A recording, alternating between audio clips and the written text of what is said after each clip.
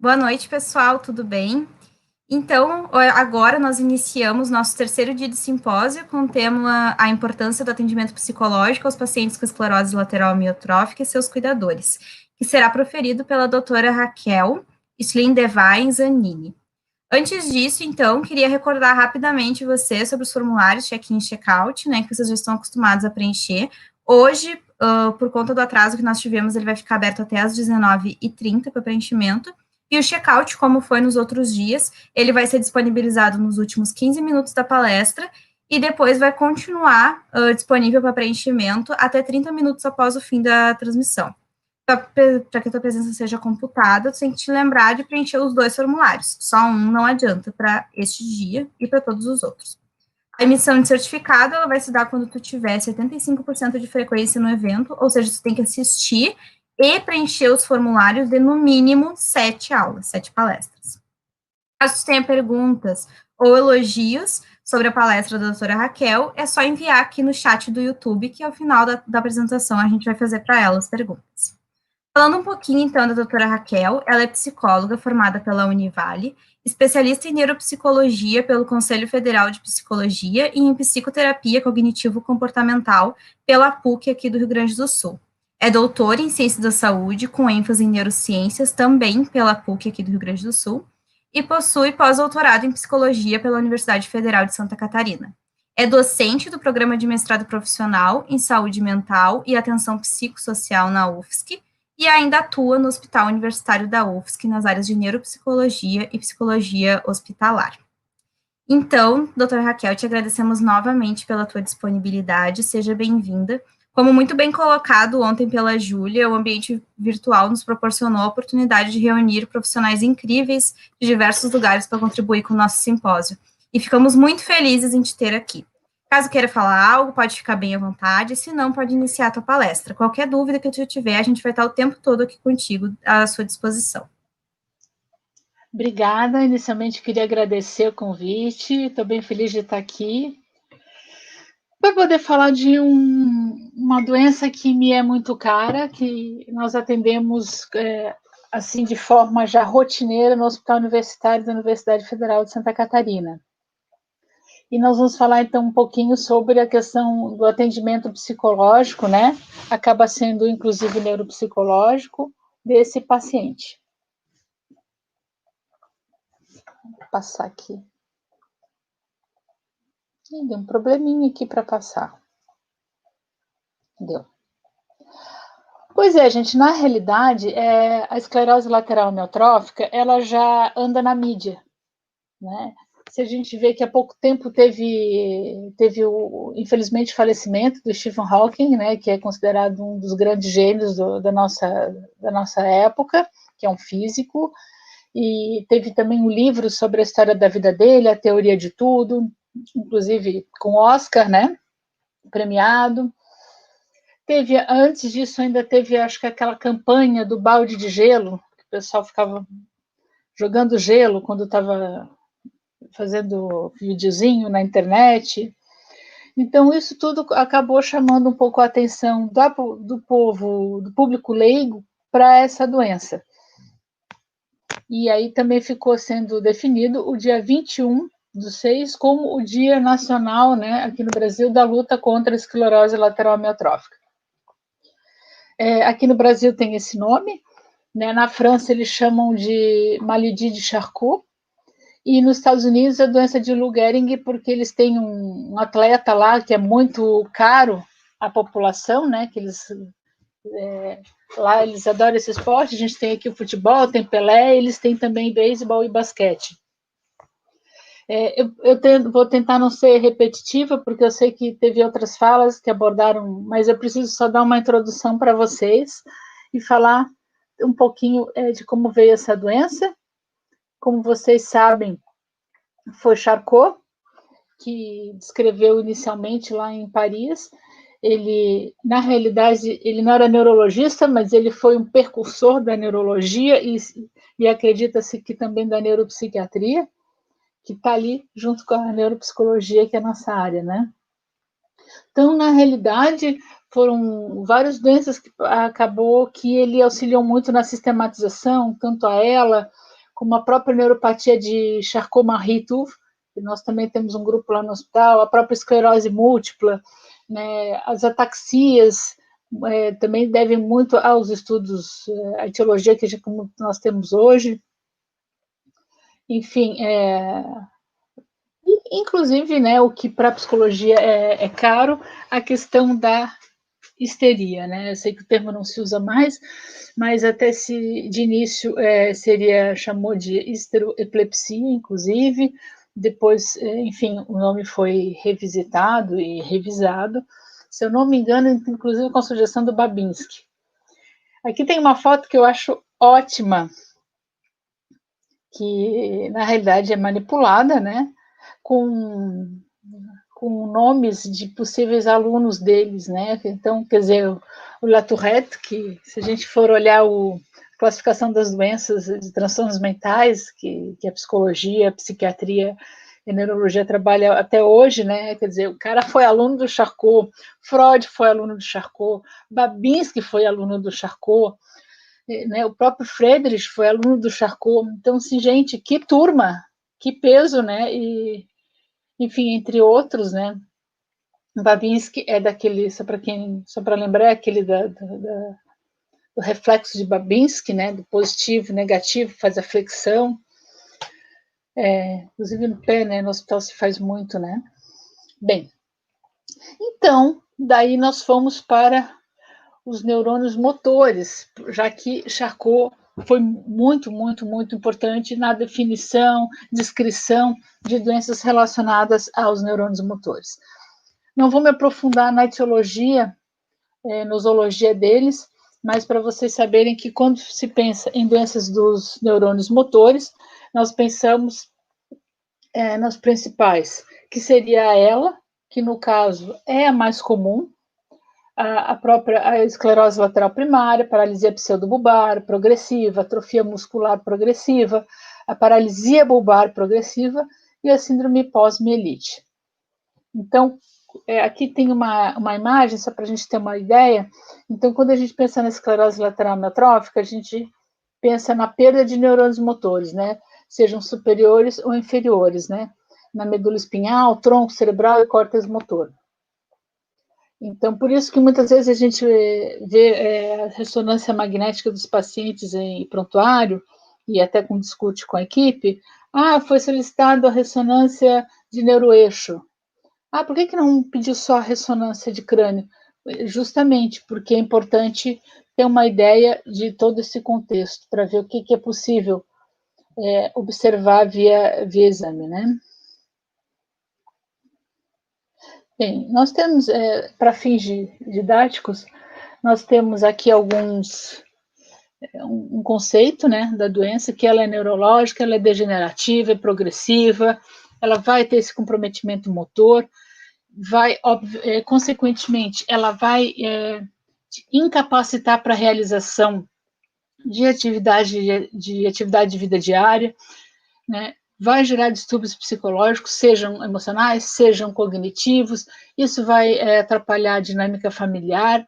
Portanto, nós temos aí uma doença que pede uma abordagem multidisciplinar, com medicina, psicologia, fisioterapia, nutrição, meu Deus, fono, então realmente é uma doença multifacetada.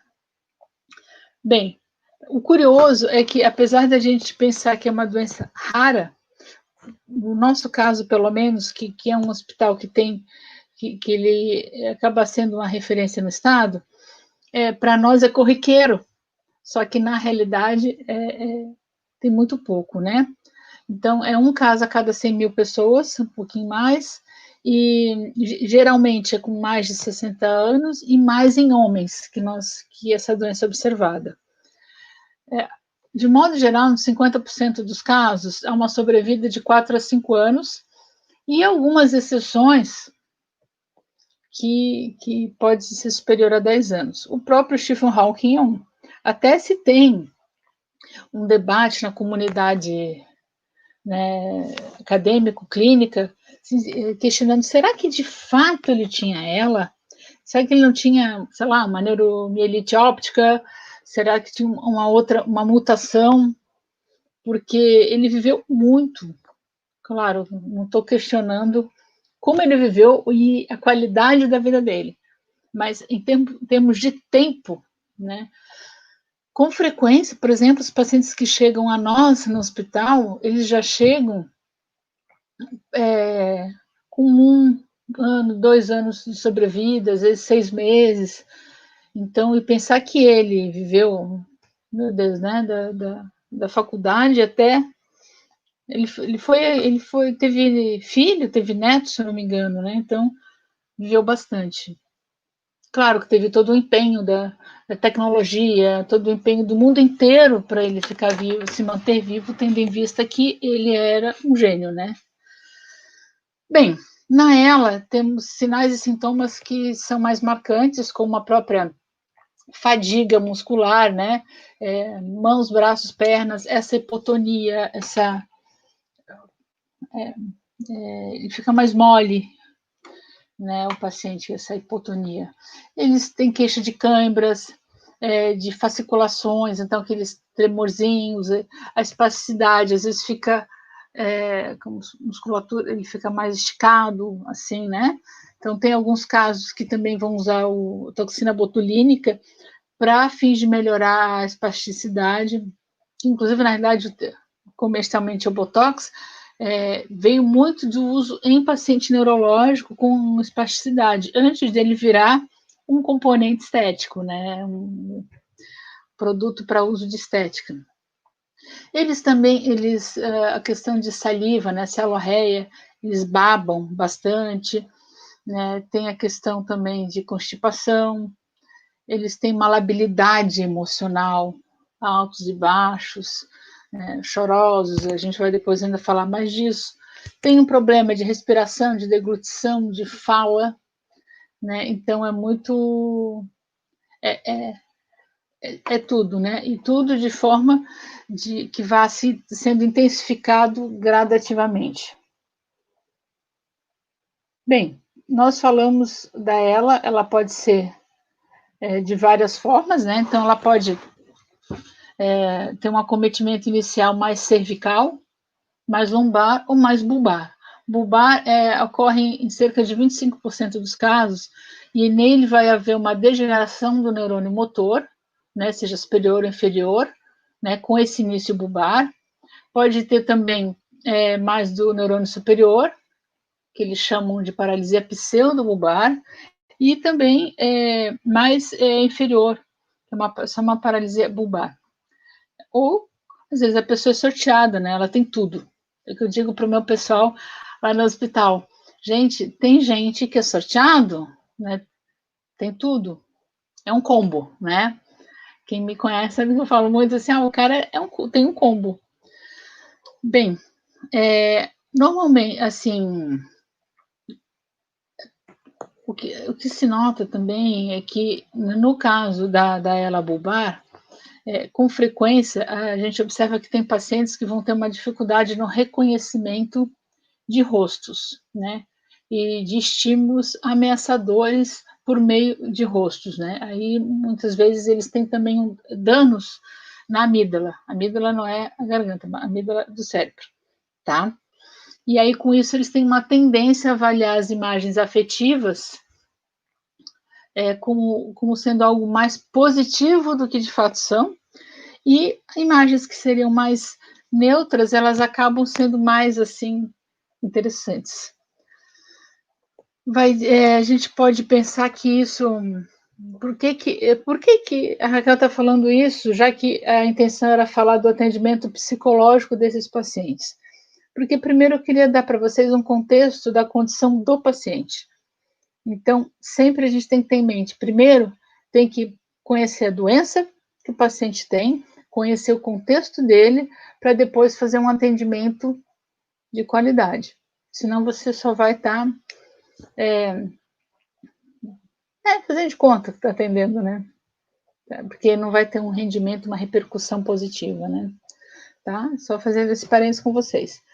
Então, normalmente também esse paciente eles podem ter uma maior ativação no giro supramarginal direito, e aí com isso eles têm uma sensibilidade alterada a pistas sociais e emocionais, né? Então isso muitas vezes está relacionado a um déficit na teoria da mente, né? E também na detecção do sarcasmo, porque se a gente for ver, isso tudo é implícito, né? Você perceber o sarcasmo, você perceber a ameaça na afeição, né, de outra pessoa, isso é implícito e pede já uma outra habilidade. Fazendo só um paralelo, tem quadros de condições, né, de pacientes com autismo que também vão ter restrições nessas habilidades também. Bem, aqui só para dar um panorama, né? Porque muitas vezes as pessoas falam assim, antigamente se falava, né? Pô, o paciente que tem ela, ele tem a inteligência ótima, a cognição perfeita, ele só tem problema mais assim muscular e respiratório. A gente podia pensar, mas com as pesquisas, com a modernidade, começou a ver que não, eles podem realmente, de fato, ter déficit de ordem cognitiva e emocional. Então, o que a gente nota que eles podem ter uma alteração de modo geral na cognição, né? Isso poderia estar relacionado a uma perda da substância cinzenta nas regiões frontal, parietal, límbica, né? Que isso, alguns estudos já de ressonância magnética de crânio, eles têm apontado principalmente para a área frontotemporal, que é uma área importante, porque envolve também questão emocional, questão de planejamento, né, uma questão de memória episódica. Então, não dá para assim, ignorar quando a gente vê uma perda nessa área, né? Muitos também vão ter um déficit em função executiva. De modo geral, cerca de 10 a 15% que tem disfunção pré-frontal, eles atendem critérios para demência frontotemporal. E também se questiona se haveria uma alteração no fluxo sanguíneo cerebral em lobo frontal desses pacientes também, tá? Fluência verbal, isso, nem entrar na questão da disartria, que eles já têm, né, que a gente sabe, mas também vão acabar tendo, acredita-se que eles têm uma ativação reduzida, né, em certas áreas cerebrais, né, giro frontomedial, inferior, giro cingulado anterior, que já foi observado em ressonância magnética funcional. A quadro de atenção também, capacidade de atenção também ficaria um pouco sujeita a estar prejudicado, né? Tem estudos que fizeram essa investigação usando o PASSAT, que é um teste de atenção auditiva, ela é seriada. A questão também de planejamento e flexibilidade cognitiva, se já foi investigado com a Torre de Hanoi. Eu sei que a Torre de Hanoi é mais um rastreio, mais rapidinho, assim, ela não é, às vezes, tão detalhada, mas o Wisconsin Card Shorting Test, que é o teste das cartas de Wisconsin, ele, nesse aspecto, ele já detalha um pouquinho mais, então ali notou que a flexibilidade cognitiva deles, né, podem ter prejuízo, né? Assim como inibição, tomada de decisão também, memória, né, acredita-se que eles também são sujeitos a ter déficit de memória de trabalho, memória visual imediata, tardia, verbal, que estaria muito ligado com o déficit em áreas pré-frontais, né? Bem, outra coisa também a chamar a atenção é distúrbios de comportamento, tá? Que muitos são similares aos que a gente observa em demência frontotemporal, como, por exemplo, apatia, mais de 50% dos casos mostram uma apatia, né? Que também acredita que pode ter alguma relação com o déficit em influência verbal, tá? Também a perseveração, né? Mais de 50% dos casos. A perseveração a gente vê muito em paciente que é frontalizado, né? Então, quando ele insiste numa estratégia, mesmo fracassada, então ele não consegue ver um outro caminho para aquela estratégia. Vamos pegar no exemplo do Wisconsin, né, que é um teste envolve bem esse construto. Você mostra, por exemplo, uma carta com o triângulo verde, um triângulo verde, e aí ele mostra uma que é totalmente adversa, você diz que está errado, que está errado, ele insiste, ele insiste, ele insiste. Então, ele não consegue se autorregular, dizer que ver que aquela estratégia está fracassada e, portanto, pensar em outra, ou tentar outra estratégia.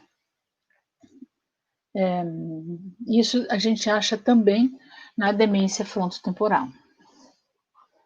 Bem, um aspecto também a ser destacado, que aproximadamente 15% dos pacientes que têm uma demência frontotemporal, eles podem desenvolver esclerose lateral amiotrófica no curso da doença. Então, voltando àquele comentário do combo, né? Então, às vezes a pessoa ela já tem uma ela agressiva, ela ainda vai desenvolver, né, pode desenvolver ainda uma demência frontotemporal, sem contar o contexto de família que ela ainda tem a viver, né? Bem, aqui essa lâmina não é minha, né, é de uma outra pesquisa, tem aí a fonte, e que achei interessante porque é uma pesquisa norte-americana que fala então acerca da incidência da demência frontotemporal na esclerose lateral amiotrófica. Então, de modo geral, 22%. E isso que nós ainda temos um outro problema, muitas vezes ela é subdiagnosticada, né? Muitas vezes ela passa como sendo transtorno de comportamento comórbido, e aí com isso a gente também perde o bonde de poder ajudar esse paciente e a família de uma outra forma, mais focada para a demência frontotemporal, né? Bem, falamos um pouquinho do contexto desse paciente, né? Aí ainda queria lembrar o seguinte, tá? Que muitas vezes esses pacientes, eles têm quadros psicóticos, de delírios. Tem também pacientes que têm quadros compulsivos, né? Então, eles de comida, eles têm uma hiperfagia, podem ter de compulsões de modo geral. Alguns ficam catando as coisinhas, engordando, e aí no final ele tem um monte de coisinhas inúteis numa gaveta, por exemplo, podem ter isso também. Então, isso está ligado a uma questão de frontalização do paciente, na realidade, né? Bem, então, falando agora um pouquinho da família. A família está bem impactada com essa situação do paciente. Então, uma coisa a ser vista, né? Quem cuida desse paciente? Na prática, lá no hospital, nós observamos que, com frequência, mãe cuida de filho, esposa cuida de marido, né? Filho cuida dos pais, né? Meu marido também cuida, claro, né? Mas, assim, de modo geral, bem empiricamente, a gente nota que os primeiros pares assumem mais um papel de cuidador. Então, nessa pesquisa, né, do Lopes e do Martinez, eles observaram que 48% dos casos de ELA, os cuidadores têm um vínculo de mãe e filho. Então, especialmente as filhas mulheres, né, que cuidam dos seus pais quando eles adoecem, né? Também há 21% os cuidadores informais, que não necessariamente, né, têm relação com o paciente, né? Então, o que tá descrito, né, eu achei bem interessante isso também para nós vermos como fica. Bem, de qualquer modo, fica uma pane na família. Então, a família vai digerir o diagnóstico, claro, o paciente, obviamente, também.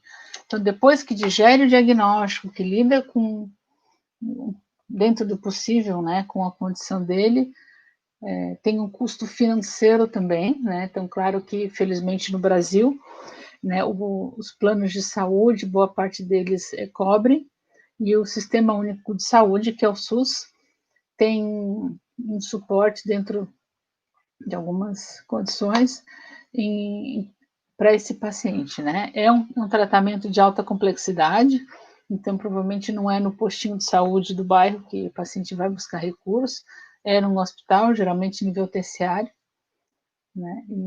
E tem hoje a medicação mais frequentemente usada é o Riluzol, né? Que ele já foi aprovado pela FDA lá dos Estados Unidos. Bem, eu acho que eu falo rápido, né? Mas enfim. Então, o que acontece? Como que a gente faz uma intervenção psicológica frutífera para o paciente e para essa família? Apesar de ser algo bem subjetivo, a gente tem que pensar que tem que ser resolutivo. Você tem que ajudar a sistematizar, né, e otimizar recursos emocionais e baixar a ansiedade, certo? Então, você tem que considerar algumas coisas prévias a esse atendimento. Primeira, você tem que ver se de fato, né, você está usando um método de comunicação efetivo. Você está usando? Não consigo me comunicar com ele. A disartria dele é muito grande, eu não entendo. Então precisa de um intérprete. Geralmente a família tem uma pessoa que entende o paciente, né? Tem um momento que o paciente ele tem um mutismo, ou ele tem um quadro já fásico, ou ele se comunica por sons grunhidos, né? Então, às vezes o familiar que cuida, ele já conhece, então, o que o paciente está querendo dizer com aquilo, então seria o nosso intérprete. Por isso que a importância, né, de muitas vezes você sempre pedir que venha um cuidador, tá? Bem, então você constatou isso. Ah, não consegui, não é uma forma boa de comunicar. Então, o que você faz?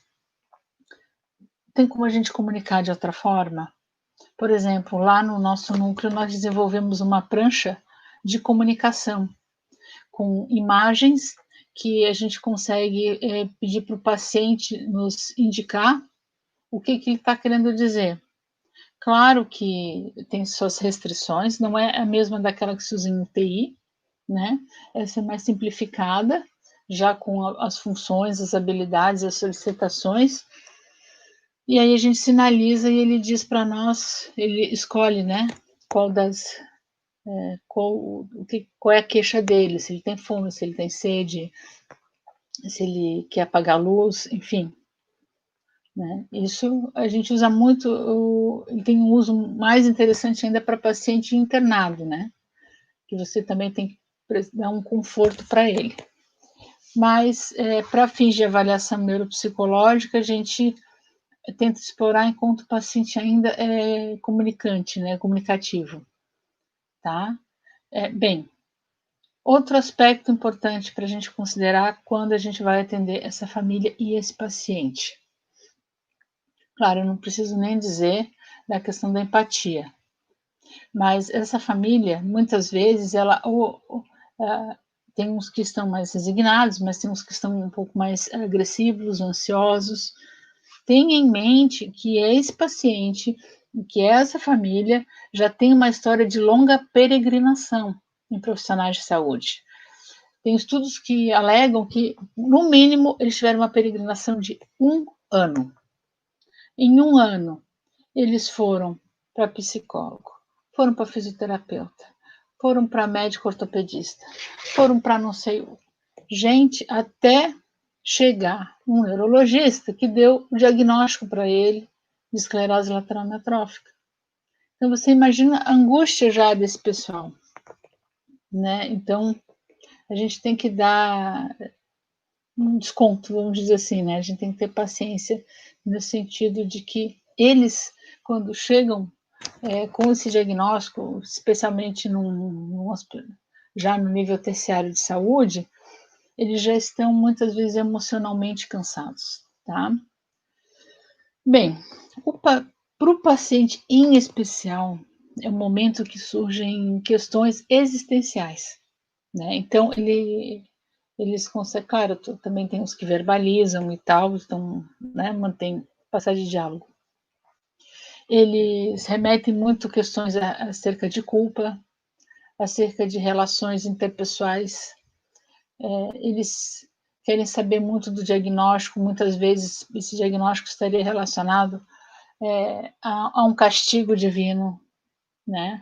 Também muitos têm confusão acerca da informação, então você precisa também, claro, tem informações que é o médico que vai dar, ele o diagnóstico de ela é um ato médico, então o médico vai informar. Mas você, enquanto um psicólogo, por exemplo, um fisioterapeuta, um nutricionista, né, você às vezes pode elucidar algo que é relacionado e estimular o paciente e a família a questionar o médico. Não, você não entendeu para que serviu esse exame? Oh, acho que é para isso, mas você deve então perguntar para o médico, né? Certo? Outra coisa importante também, outra questão que surge para o paciente é a questão da inabilidade física, né? Porque muitas vezes ele mantém um nível de consciência, mas ele tem uma perda física. E você perceber isso enquanto você está consciente, gera uma dor muito grande. Você está perdendo o controle. Então, isso é muito marcante. Muitos referem sobre o medo de morrer, né? Então, medo de morrer, especialmente por dispneia, né? Porque a gente sabe que muitos vão a óbito por pneumonia ou por dificuldade respiratória, né? E nesse aspecto, claro que a gente cada caso é um caso, claro, estou falando para vocês assim de modo geral, mas na realidade, dentro do possível, né, se puder ter medidas que ele melhore antes de ir para um respirador, né, e para o tubo, melhor, porque tem muitos pacientes depois têm uma dificuldade para desmamar do tubo quando sobrevivem, né? Então, a importância também de a gente, enquanto psicólogo, né, neuropsicólogo, incentivar a adesão ao tratamento, né? Claro, se ele concordar. Bem, também há, ainda nessa questão da morte, também há a preocupação sobre o morrer com dignidade, né? Então, muitas vezes eles questionam assim, mas eu vou morrer decrépito, vou morrer vegetando, eu vou morrer precisando que as pessoas me limpem, me deem banho, mas isso não é vida, isso não é, como é que eu, né? Então, são questionamentos que surgem nesse momento. Bem, aí é o terreno fértil para a manifestação dos mecanismos de defesa. Como a gente já ouviu falar, os mecanismos do Freud, ou a Kiefer-Ross, que fala das fases do luto, sim, cabem aqui. Então, nós temos também a negação, né, que o paciente fala, não pode estar acontecendo comigo, esse diagnóstico não está certo. Doutor, eles viram esse direito mesmo? Né? Então, mas eu quero falar, quem vem me ver é o residente, eu quero que seja um médico. Então, dizendo aqui, eu sei que residente é um médico, né? Mas eles, quando está na negação, eles querem a confirmação de outro, né? Aqui também a gente tem que se atentar para alinhar a nossa informação com o dos demais da equipe, né? Porque a busca por uma resposta que dê o fio de esperança do erro diagnóstico, ele acaba colocando muitas vezes alguns colegas na parede. Então, ele vai sondar alguma coisa com o psicólogo, vai sondar alguma coisa com o médico, aí vai sondar alguma coisa com a enfermeira. Pronto. Se um falou que tem chance de ficar bom, pronto. Aí, então, ele vai se agarrar naquela informação. E aí cobrar dos outros esse resultado. Está errado, não é que está errado ou está certo, é uma questão de mecanismo, de como ele pode lidar emocionalmente melhor com isso, porque não é fácil. Né? Então tem a questão da fantasia, que eles têm a questão da racionalização, né? Então a pessoa vai para um plano totalmente intelectualizado e às vezes tenta com isso não se deparar no âmbito sentimental com isso, né? Bem, a sublimação, jogar todo, como vocês sabem, joga toda a energia, então vou começar a pintar um quadro, vou começar a fazer artesanato, eu vou fazer caridade agora. Então, desvia aquilo ali e também, inconscientemente, para alguns, é uma forma também de compensar as suas falhas seus erros enquanto vive, né? Da forma, às vezes, inconsciente, ou como cada um interpreta. Não estou dizendo que está correto ou que está certo. Estou, constatando a frequência disso com vocês. Outro aspecto também que é bem frequente é a questão da diminuição da libido, né? Então, tem pacientes que, às vezes pacientes, às vezes parceiros, se queixam da passividade sexual dos que são acometidos, né, pela ela. Então, isso faz parte da doença, né? E muitas vezes o paciente, além da questão fisiológica, basicamente, né, que tem as perdas, a questão da hipotonia, a questão muscular, a questão, enfim, né? Fora essa parte, tem uma questão do seguinte: o paciente ele acaba sendo um pouco motivado pela fraqueza física que ele vive e também com a imagem corporal dele, né? Então, muitas vezes, vamos cogitar que outrora essa era uma pessoa que se olhava no espelho, se via vigoroso, com energia, e agora se vê muito emagrecido, né? Já com deformidades, né, em termos de osteomusculares. Então, já está imaginando essa perda de como ser uma pessoa atraente para o seu parceiro, e aí já a sua libido já fica prejudicada, né? Então, isso também é bem frequente. Então, essa desmotivação frente à imagem corporal que a pessoa tem, especialmente numa sociedade como a nossa, brasileira, latino, praia, tem um culto ao corpo, né, maior do que muitos países de primeiro mundo, né? Bem, ainda falando sobre a intervenção psicológica desse paciente. Outro aspecto bem importante que nós temos que ter em mente é quando vai abordar essa família, é a logística e a dinâmica familiar.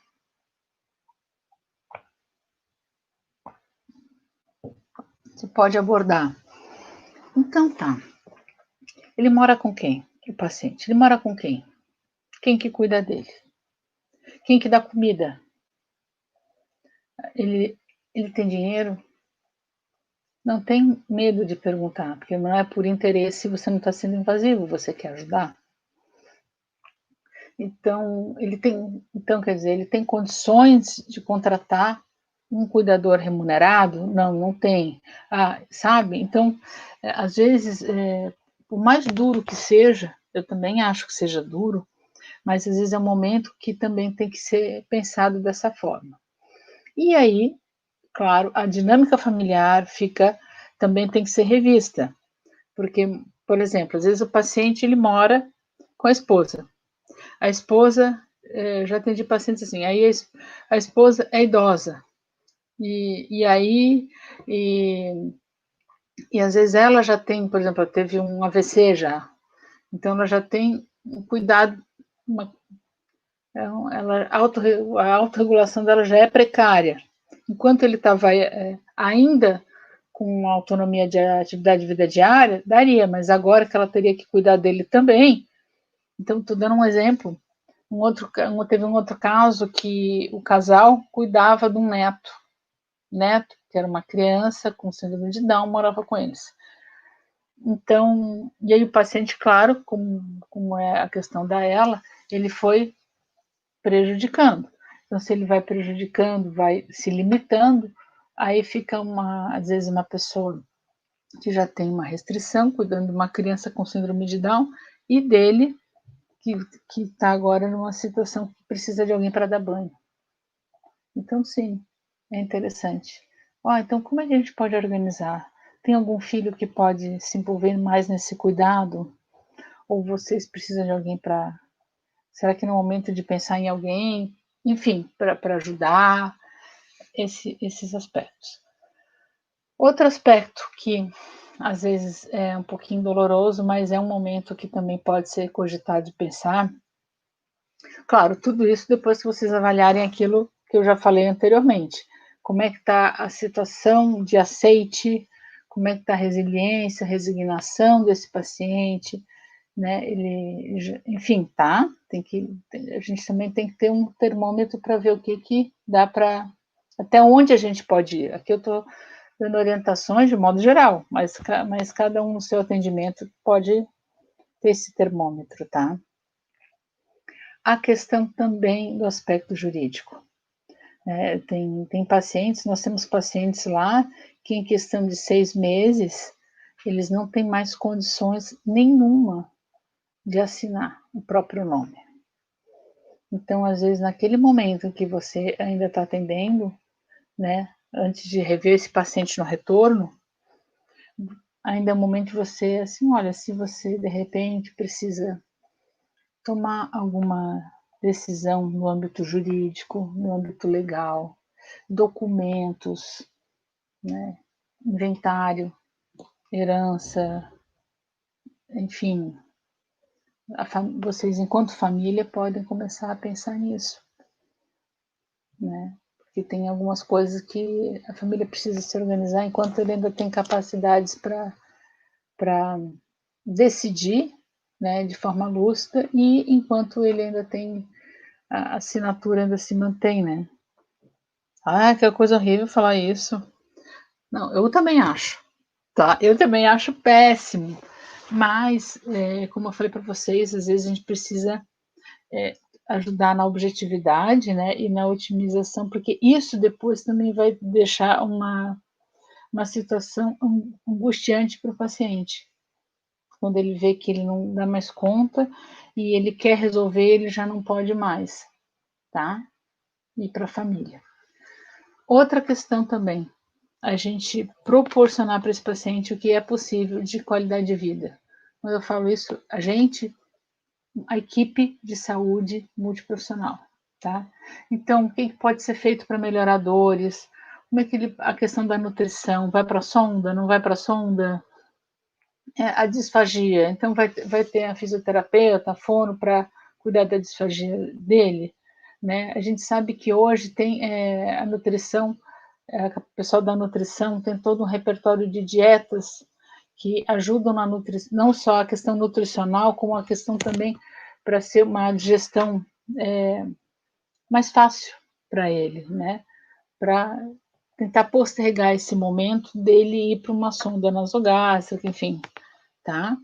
Questão de ventilação, né? Às vezes tem um catéter de O2 para ficar mais confortável, antes de já pensar num respirador, se der, né? Se der, quadro clínico dele permitir, né? Também se pode conversar com ele sobre a adesão à medicação. Vamos supor que ele está tomando Riluzol, né? Nós temos pacientes que têm uma negação ao uso da medicação. A gente sabe, tomar remédio é ruim, é chato. Eu também não gosto de tomar remédio, mas a gente tem que tomar, né? Então, quando precisa, né?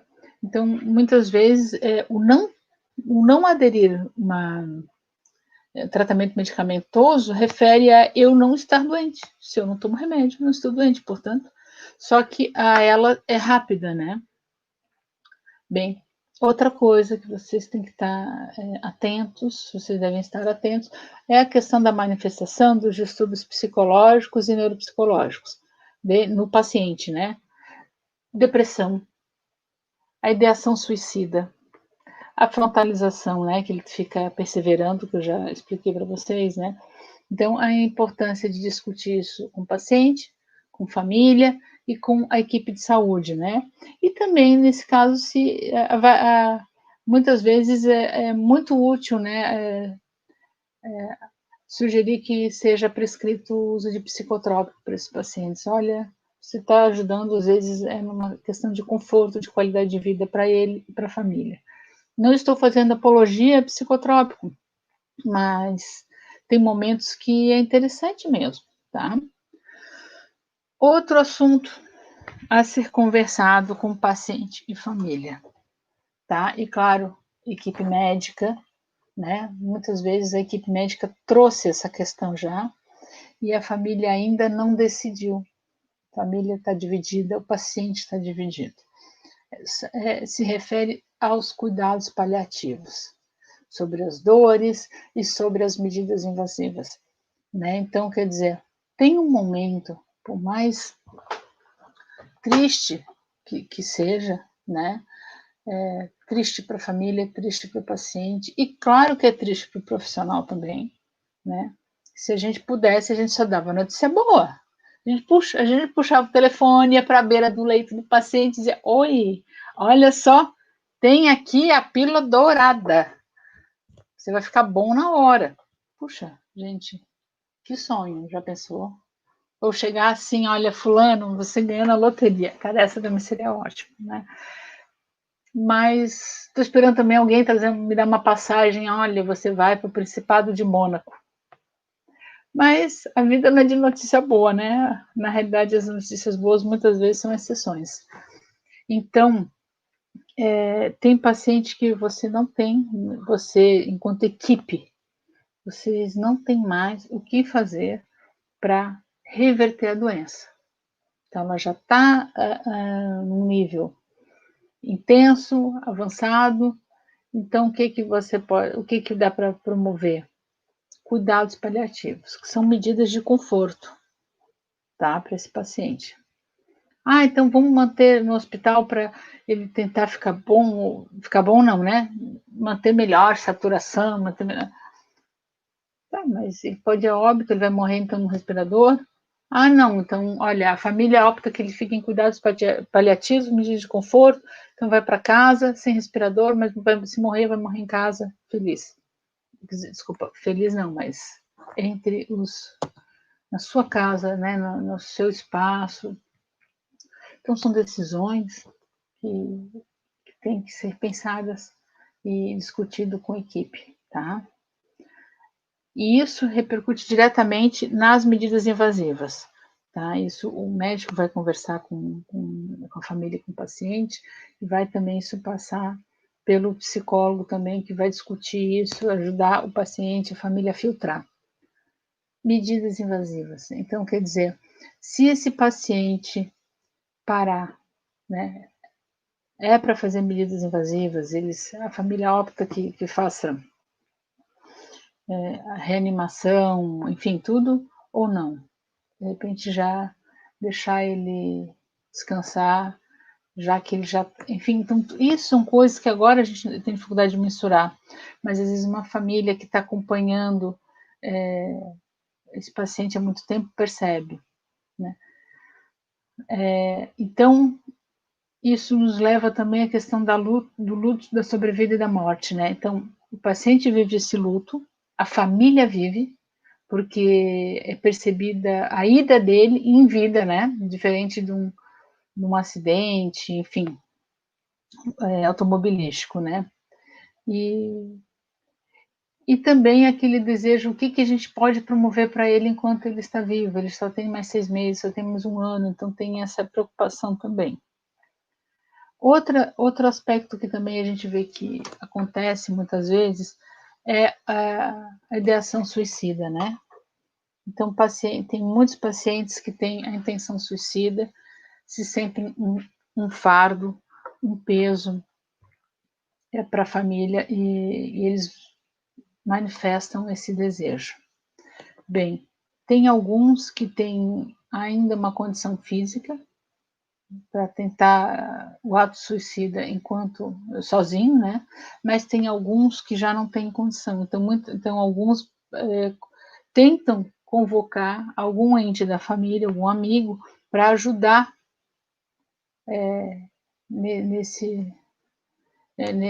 ajudar a facilitar a morte, abreviar a vida, né? Isso a gente lembra que, infelizmente ou felizmente, no Brasil isso ainda é crime, né? Tem países que têm autorização, conforme a cronicidade e o prognóstico de uma doença, é possível, sim, abreviar a vida de uma morte assistida, que a gente chama, mas não é o caso do Brasil, né? E, no meio de todo esse contexto, é importante que a gente tenha respeito pelo paciente, pela família, e também por nós, enquanto profissionais de saúde, né? A gente tem que ter constantemente um automonitoramento para ver até onde a gente não vai projetar o que é nosso e interferir numa decisão da família, do paciente, ou subvalorizar algo que não precisaria e vice-versa.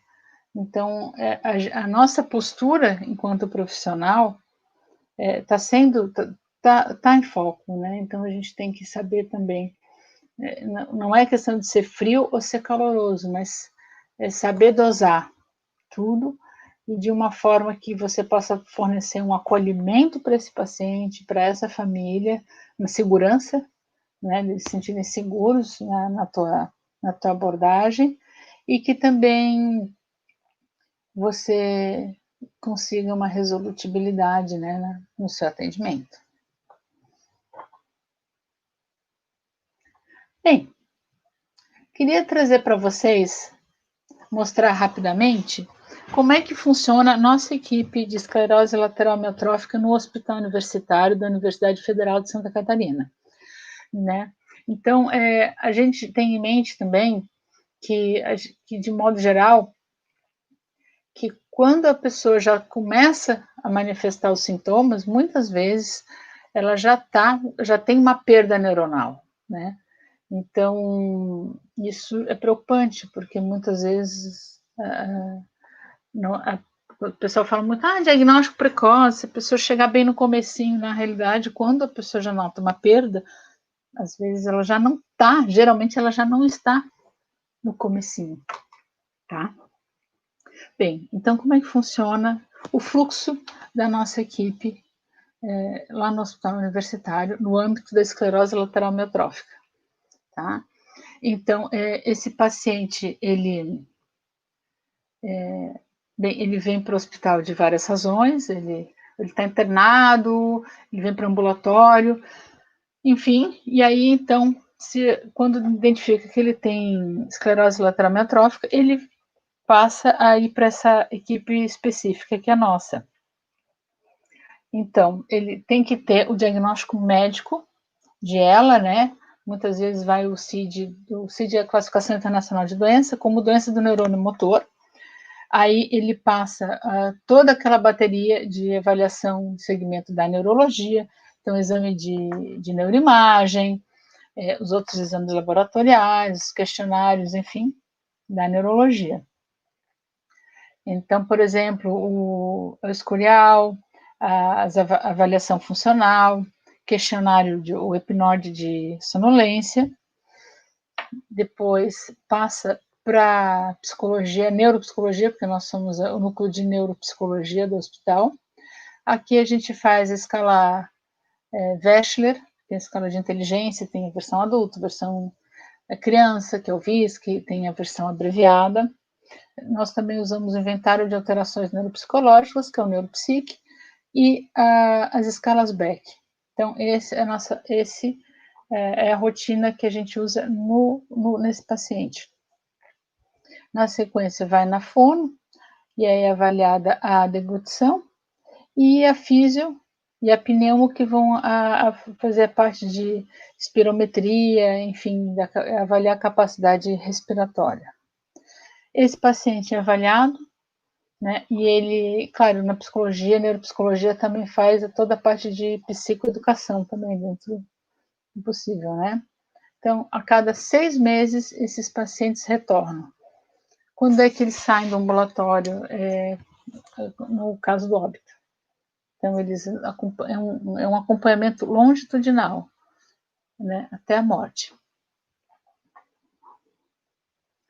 Então, para fins ilustrativos, né, nós temos uma paciente que ela é sexo feminino, tem 45 anos, ela é branca, ela tem 2 filhos, é casada, ela tem ensino médio completo, ela é de Blumenau, que é aqui interior de Santa Catarina, uma colônia alemã, e ela não é tabagista, não é etilista, não tem nesse aspecto uma comorbidade neurológica ou psicológica importante, né? Então, esse caso aqui é caso real, é caso do nosso ambulatório, né? Então, no caso dela, há 7 anos atrás é que os sintomas iniciaram. Né, foi um quadro clínico que foi bem lento, mas foi progressivo, com fraqueza em membros superiores, né, de forma simétrica, e, claro, e predomínio distal, como é frequente também, teve uma atrofia muscular, as fasciculações, né, que é aqueles comidinhas, uma hiperreflexia, né, e só que acontece que só 3 meses ela teve diagnóstico. Então, olha quantos anos peregrinação que eu estava comentando com vocês antes, né? Olha, esse paciente, sua família já tem uma história de peregrinação. Todos os exames que foram possíveis foram feitos, né, no hospital, neuromiografia, ressonância magnética, já tinha uma protusão discal em C5 e C6, né, tudo corroborado com os questionários, né? Ela já era emagrecida, já tinha um IMC baixo, e já tinha uma diminuição da capacidade de deglutição, né, e respiratória. Aí ela começou o uso do Riluzol conosco, né? A questão neuropsicológica dela, ela estava já com um QI de 56, geral, total, um QI verbal de 61, de execução 58. Nós interpretamos isso como sendo extremamente baixo, considerando a faixa etária e a escolaridade dela. E também houve um déficit relevante, moderado já em memória lógica verbal, né? Recente e tardia. Quando a gente fez o neuropsique, a gente observou que havia uma compatibilidade da condição que a gente aferiu, da condição que ela percebia dela no âmbito neuropsicológico, então tinha um nível de consciência, tinha uma certa correlação, uma certa fidedignidade nesse aspecto, né? Eu gosto sempre também de, dentro do possível, que a gente fale também com o cuidador, com o familiar, que ele corroborou a história, né? Que diz que eles observaram que ela teria já um declínio cognitivo, mais em função executiva, atualmente em relação à condição pré-mórbida dela, né? Especialmente nas atividades de AVD e de memória de curto prazo. Planejamento, organização perceptual e visual com piora da tomada de decisão. Então, isso repercute diretamente, né, na autonomia do paciente, né? Mesmo que ainda no âmbito motor a pessoa tenha deambule, deslocamento, tudo, a realização, né, e o planejamento fica prejudicado. E aí, com isso, a família também já tem mais receio de deixar o paciente sozinho. E também ela também mostrou, né, sintomas moderados de depressão, né, um BDI e alguns de ansiedade do BAI. Então, aqui foi só para mostrar um contexto, né, e de algumas manifestações neuropsicológicas que um paciente de ELA pode vir a ter, certo? Bem, queria trazer para vocês minhas considerações finais. Bem, que é interessante nós termos em mente. Bem, paciente com esclerose lateral amiotrófica, sim, ele pode ter distúrbio cognitivo. Os nossos, pelo menos, nós notamos memória e tomada de decisão, tá? Também podem ter distúrbios comportamentais, né? Inclusive demência frontotemporal, tá? É mito que o paciente com ela, ele não tem nada no âmbito emocional, comportamental e cognitivo, tá? Se você tem suspeita, investigue, tá? Essa doença, sim, tem um impacto violento na dinâmica familiar, seja na logística dessa família, como ela está se organizando, seja no relacionamento entre os entes e no processo de luto, como grupo e individual, do paciente e de cada um da família. Outro aspecto a ser lembrado, né, para o diagnóstico de esclerose lateral amiotrófica, tá, não há um único teste confirmatório, tem diagnóstico clínico e muitas vezes o médico ele tem que relacionar essas variáveis para poder bater o martelo. Tá? Tem várias doenças que são semelhantes e que podem confundir, então não há um único. Eu vou fazer um hemograma e vai aparecer ali que eu tenho. Só isso não basta, quisera bastasse. Tá? Então, essa doença, sim, precisa de uma abordagem individualizada, porque a progressão muda de paciente para paciente e a forma como ele está inserido, a repercussão do que é importante para ele, que tem uma perda para o outro, muda de intensidade. Então, sim, é importante que seja individualizada.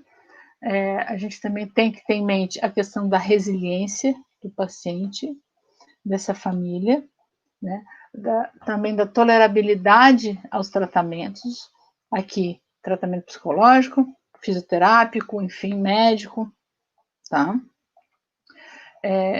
Para a família e para o manejo de sintomas. Tem uma hora que não é mais possível a cura, mas é possível aplacar sintomas, aplacar dor, fornecer uma qualidade de vida melhor.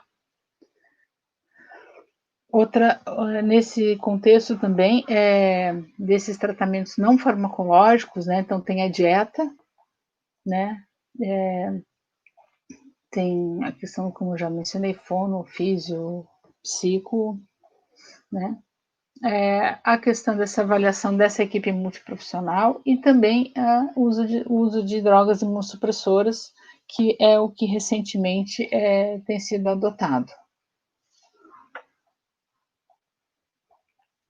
Eu queria apresentar só para vocês brevemente, né, o nosso núcleo de neuropsicologia e saúde. Ele é vinculado ao hospital universitário da Universidade Federal de Santa Catarina. Esse é o site do nosso núcleo. Fica em Florianópolis. Ali nós congregamos o atendimento neuropsicológico, avaliação, reabilitação, paciente internado, ambulatorial, de várias doenças neurológicas, né? Especialmente a ELA, epilepsia, AVC, enfim, várias. Né? Aqui tem os meus guris estão aqui, então temos uma equipe bem legal. Aqui tem alguns, temos outros também da equipe. A doutora Rosane, que juntamente comigo nós coordenamos. E eu queria trazer para vocês uma frase justamente do Stephen Hawking, né? Que é um físico que eu já falei, britânico, e que foi a óbito, né, em decorrência da esclerose lateral amiotrófica. Ele fala que a inteligência é a capacidade de se adaptar às mudanças. Né? Não é? Então, está aí uma forma de poder lidar com ela, né, que promove tantas mudanças na vida do paciente e da sua família. Obrigada pela atenção. Olá, doutora Raquel. Parabéns pela sua palestra.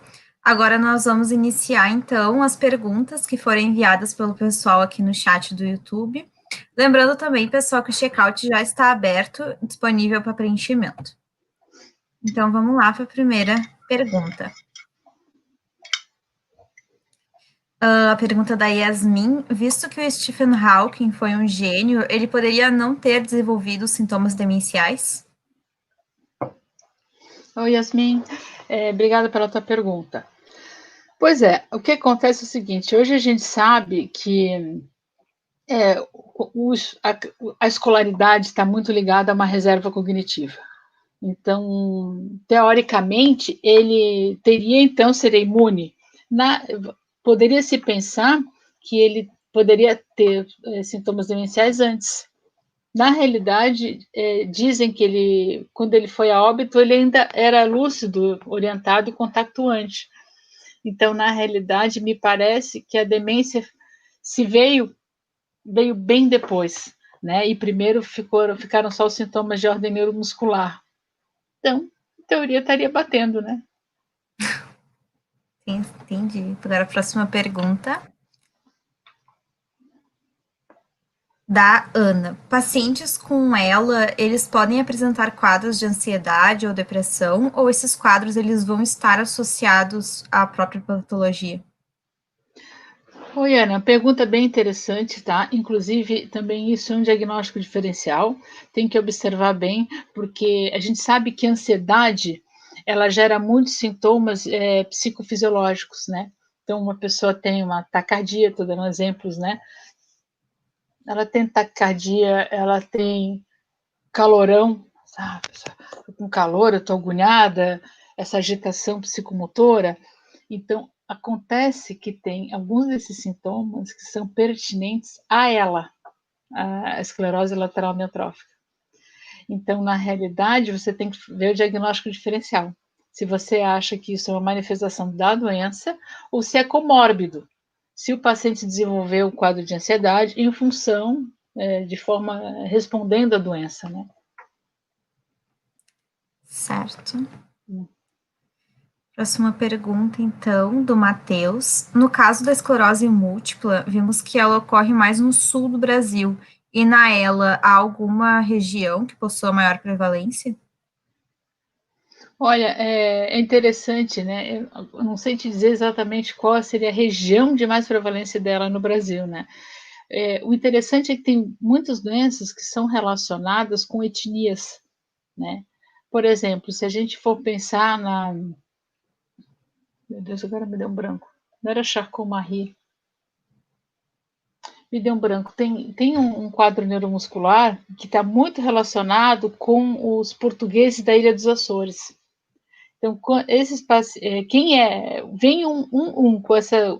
Vou ver se depois, se eu lembrar, depois eu falo. Vem um no hospital com esse de batata. Pode pedir para avaliar filho, mãe, irmão, que todos têm. Então, tem alguns que são relacionados diretamente, né? Também com raça, né? Então, tem doença que o pessoal, os europeus, são bem mais predispostos, diferente, por exemplo, dos negros, que teoricamente a gente sabe que eles têm um risco maior para AVC do que os brancos, né? Claro, estou excluindo comorbidade, né? Pegar um negro que se cuida e pegar um branco que bebe, usa droga todo dia. Não, estou considerando equiparado, né? Se os dois são iguais, e por uma questão, às vezes, até de constituição genética, né? Cada raça tem, assim como tem doença que é de oriental, né? A gente vê muito nos orientais, né? Certo. Agora a próxima pergunta é do Maico. Como é a psicoterapia na ELA em pacientes terminais, mas ainda conscientes? Olha, aí vem aquela questão da gente se certificar da capacidade de comunicação, né? Porque eles, como eles têm uma disartria importante, né? E uma hipotonia, e quando a gente pensa em hipotonia, não é só membros inferiores, né? Você tem membros superiores e também de fala, né? Porque isso aqui é músculo, né? Às vezes está caindo aqui, já está caindo, né? Mas eles têm, então a articulação da palavra é mais difícil. Então você tem que se preparar para ir com calma. Nesse aspecto a gente nota, às vezes a gente, como profissional é ansioso, sabe, Tayana? E aí a gente acaba querendo completar a frase do paciente. Então o paciente está falando bem devagar, porque eu quero ir para. Ah, você quer ir para casa? Aí, no final das contas, o cara dizendo, olha, é que eu quero ir para a eutanásia. Eu tive um estagiário que ele completou 5 vezes um paciente. E, assim, no final, o paciente falou, não, eu quero ir para a eutanásia. Assim, gente, ele chutou tudo. Tu quer passear no shopping? Tu quer ir para casa? Então, a gente tem que, às vezes, se monitorar para poder fazer um atendimento, sabe, Michael? Bem, bem legal. Então, certificar que ele está conseguindo verbalizar. Às vezes tem que ser um lugar silencioso, porque a fala dele já está prejudicada, então você tem que falar mais perto, baixinho. Às vezes uma prancha de comunicação ajuda também, de apontar o que está incomodando ele hoje. Né? Muitos pedem psicoterapia domiciliar, em função do deslocamento, porque rapidamente se viram cadeirantes, né? Então, e eles terem em mente que o dia de hoje é o dia mais importante. Isso, eu acho que isso é bem importante lembrar. Certo. Só que nos comentários surgiu que acham que é a patologia de Machado Joseph sobre os portugueses. Isso, obrigada, é isso mesmo, Machado Joseph, é isso, obrigada. Ai, eu que estou demenciando, gente do céu, Machado Joseph, exatamente, obrigada, isso mesmo. Tá afiadas? Quem que acertou aí? Quem que acertou pode vir. Yasmin Klein. Oi, Yasmin, tu não quer vir ser minha estagiária? Fazer estágio no núcleo com a gente? Já acertou uma questão importante, já vem. Então, e aqui no Sul, né, principalmente aqui, que é Santa Catarina e Rio Grande do Sul, tem muito, né, vem mais pessoal europeu, e os da Ilha dos Açores, em Florianópolis mesmo, eles vieram de Kombi, né, porque é uma galera que veio, então eles têm, e tem uma atrofia, tem tudo, déficit cognitivo, é esse mesmo. Certo. Agora vamos para a próxima pergunta. Um paciente diagnosticado com ela, se tiver uma boa inteligência emocional, consegue lidar melhor com as situações, de certa forma, frustrantes causadas pela doença? Sim, sim. Claro que o bacana é se a gente, né, enquanto profissional de saúde, puder dar subsídio para ele de segurança, dele se sentir seguro para tomar decisões, e também a informação, né? Ele tem que ter uma informação clara e única, uníssona da equipe, né? Todos estarem alinhados. Sim, com certeza. Vamos para a próxima pergunta, então. Como ocorrem os seus atendimentos no consultório? Acredito que seja no hospital, né? Qual a periodicidade das consultas e, após diversas sessões, como os pacientes respondem à psicoterapia? No caso, no consultório, aí que eu tenho um consultório particular, aí a família leva, né? E aí vai também conforme a logística da família. Então, às vezes a família, assim, a gente só consegue de 15 em 15 dias, porque um trabalha, porque o outro. Então, tem isso também da gente ver a logística da família, né? E no hospital, se o paciente é do SUS, a gente tenta avisar o município, seja o teu ou o município vizinho, que tenha o transporte. Nem todos os municípios têm isso, né? E a gente tenta, dentro do possível, iniciar o atendimento durante a internação. Porque às vezes aí eles passam mal, tem enfim, uma dispneia, uma insuficiência respiratória, vai para o hospital, para o HU, e às vezes ali é que descobre, né, tem o diagnóstico confirmatório de ela. Então a gente, dentro do possível, já tenta avaliar e iniciar um atendimento ali.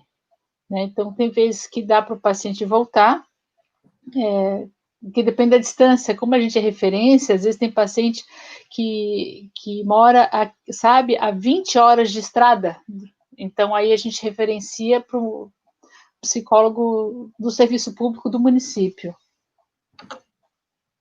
Certo. Próxima pergunta, então.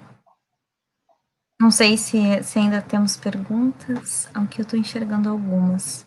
Aqui, da Isabela. Como é a experiência de realizar uma psicoterapia em pacientes com ela não verbais ou em uso de comunicação alternativa? É um pouco, assim, eu gosto muito do que eu faço, né? Mas uma coisa difícil para a gente, quanto profissional de saúde, é lidar com o sentimento de impotência. né? Porque tem coisa que tu faz o que tu podes, mas você não pode mudar o curso daquilo ali, né? Que é mais imperioso. Então, isso lidar com a frustração, o sentimento de impotência da gente, eu acho que é aquilo que eu estava falando de auto-monitorar, né, tua forma de se monitorar enquanto profissional de saúde, né? Então, e quando você vê ganhos, é muito gratificante. Eu vou comentar o seguinte: a gente teve de vez em quando aparece algum paciente com a síndrome do encarceramento, né? Que é a síndrome de Lock-in. Quem viu aquele filme O Escafandro e a Borboleta, não sei se alguém já viu. Ele não é um filme muito animado, assim, né? Mas a história, o caso clínico, né? Se a gente olhar como assim, vou ver como caso clínico. Então, a gente já atendeu alguns pacientes encarcerados, né? Que então eles realmente não verbalizam, nada, né? É só com a piscada, né? Piscar o olho. E às vezes um fica danificado, ela só tem um olho para se comunicar. Então, tem um paciente, inclusive, que a gente ficou muito feliz, que a gente desenvolveu toda uma prancha de comunicação, que para o encarceramento, que é um pouco diferente dos outros, né? Porque só tem essa forma, não tem nem como apontar com o dedo. E depois, no respirador, no isolamento, totalmente assim, sabe?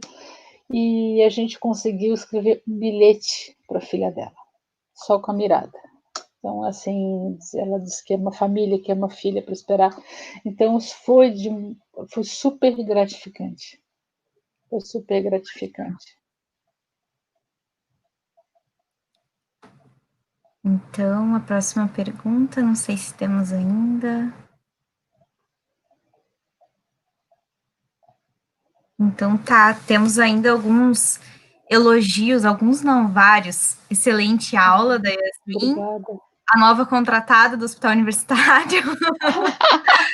Aula incrível da Tainá. Obrigada, gente.